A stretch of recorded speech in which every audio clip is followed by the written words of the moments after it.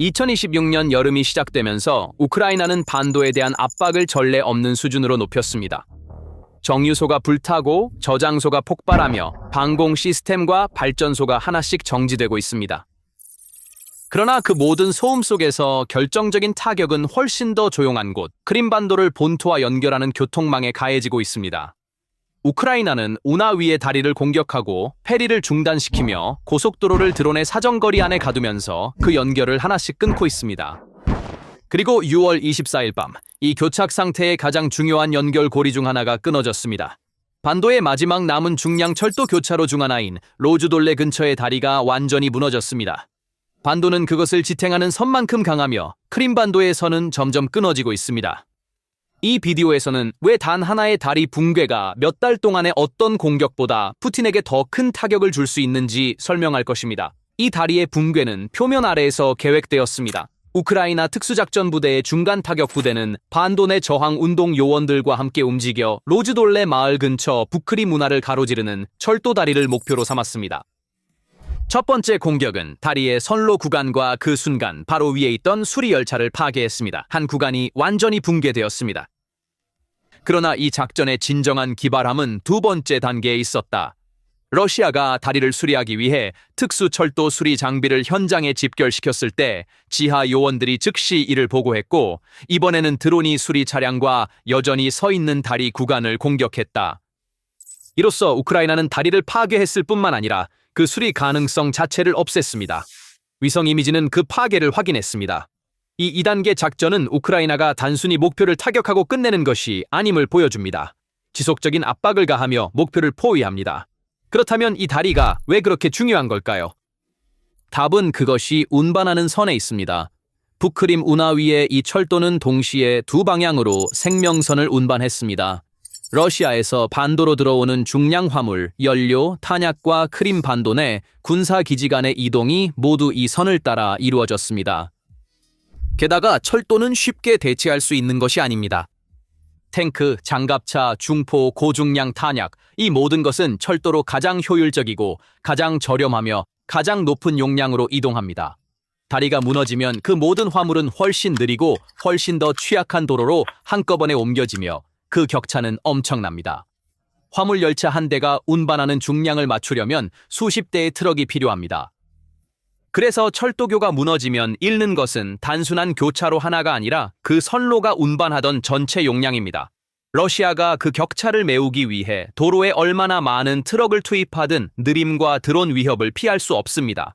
여기에는 아이러니도 있습니다. 그 다리 아래로 흐르는 부크림반도 운하는 크림반도가 본토에 얼마나 의존적인지를 보여주는 척도입니다.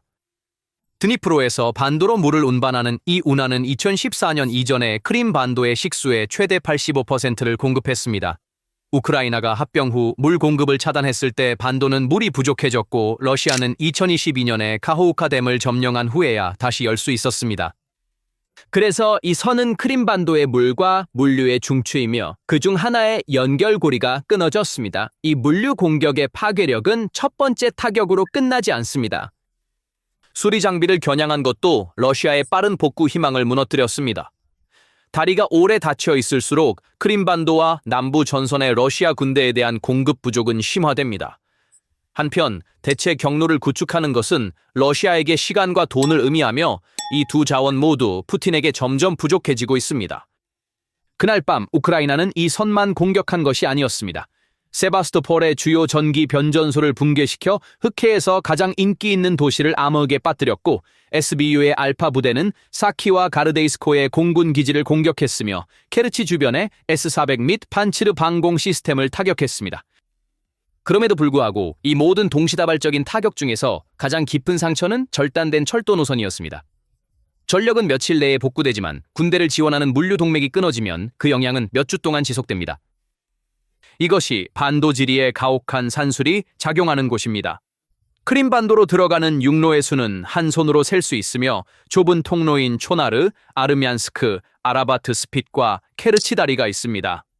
이들 모두는 좁고 쉽게 발견되며 우크라이나 드론의 사정거리 안에 있습니다.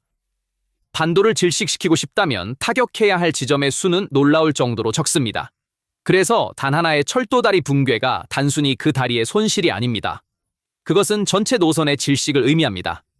철도가 끊기면 화물은 도로로 옮겨지지만 도로는 더 느리고 비용이 많이 들며 노출되어 있습니다. 호송대가 길어지고 보급 시간이 늘어나고 비용이 증가하며 그 호송대가 출발하는 순간 그들 자신이 새로운 표적이 됩니다. 게다가 이것은 푸틴에게 쓰라린 방정식입니다. 우크라이나가 다리를 파괴하기 위해 사용하는 소수의 드론 비용은 러시아가 그것을 수리하고 대체 노선을 건설하는 데 지불할 비용에 비하면 무시할 만한 수준입니다. 그리고 로즈돌레는 단독으로 타격을 받은 것이 아니었습니다. 6월 동안 우크라이나는 6월 18일에서 19일에 로즈돌네와 블라디슬라비우카의 운하다리를 파괴했고 그 후 헤니체스크 교차로 초나르의 부교 그리고 케르치의 페리를 차례로 공격했습니다.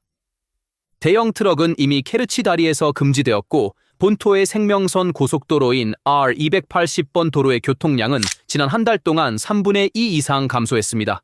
그래서 6월 24일의 공격은 이미 좁아진 병목 지점에 대한 최종 압박이었습니다. 여기서 놓치기 쉬운 세부 사항이 있습니다. 이 선은 크림반도만을 공급하지 않았습니다. 이 반도는 남부 전선의 러시아 군대에까지 공급하는 허브 역할을 하고 있습니다. 크림반도로 들어가는 물류가 막히면 그 혼잡은 외부로 퍼져나가며 헤르손과 자포리자 쪽의 러시아 부대까지 영향을 미칩니다. 그래서 로즈돌네 단 하나의 다리가 더 넓은 전선의 보급 시계를 늦춥니다. 로즈돌레 철도교가 붕괴된 후 러시아는 물류 흐름을 유지하기 위해 다양한 대체 방법을 모색했습니다. 부교를 설치하고 바지선과 페리 운행을 늘리고 야간 시간대에 화물을 이동시키고 일부 호송 차량을 민간 차량으로 위장하려고 했습니다. 그러나 이러한 조치들은 구조적 문제를 해결하기에는 크게 부족했습니다. 도로 운송은 철도가 운반한 화물량을 맞출 수 있는 능력이 부족했습니다. 게다가 우크라이나의 정보 드론이 촌하르와 헤니체스크 주변의 부교를 지나는 호송대를 체계적으로 발견하고 공격했습니다.